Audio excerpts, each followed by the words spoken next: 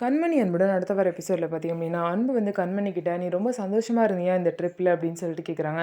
"நான் ரொம்ப சந்தோஷமா இருந்தேங்க" அப்படின்னு சொல்கிறாங்க.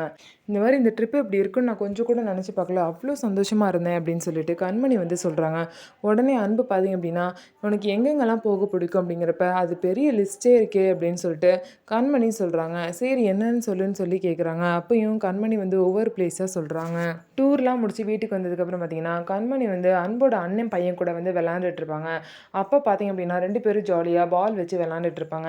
இத வந்து அந்த பையனோட அம்மா பார்த்துட்டு பார்த்தீங்க அப்படின்னா, "பா என்ன படிக்காம வந்து விளையாண்டுட்டு இருக்க? இந்த மாரிலாம் விளையாட்டெல்லாம் அவனுக்கு பழகிட்டு இருக்காது கண்மணி" அப்படின்னு சொல்லிட்டு கண்மணிய திட்டிட்டு அந்த பையன தனியா கூட்டிட்டு போயிருவாங்க. கூட்டிட்டு போனது மட்டும் இல்லாம அந்த பையன பார்த்தீங்கன்னா, அவங்க அம்மா அவ்வளோ தூரம் திட்டி அடிச்சுருவாங்க. எதுக்காக நீ போய் அவ கூடலாம் விளையாடுற? கண்மணி கூட இனிமே நீ போய் விளையாண்ட உனக்கு அவ்வளோதான்" அப்படின்னு சொல்லிட்டு அந்த பையன வந்து அரைஞ்சிருவாங்க. "ஒழுங்கா படி. விளையாடுற நெனைப்பே உன் மனசுல வரக்கூடாதுன்னு" சொல்லிட்டு அந்த பையன அவ்வளோ தூரம் அடிச்சுருவாங்க. இதனால இந்த பையன் கோச்சுக்கிட்டு வீட்ட விட்டு வெளிய போயிருவான். இந்த பழி வந்து பார்த்தீங்க அப்படின்னா, கண்மணி மேல வந்துரும். கண்மணினால தான் இவன் வெளிய போனான் அப்படின்னு சொல்லிட்டு அந்த பையனோட அம்மா வந்து பழி போடுவாங்க.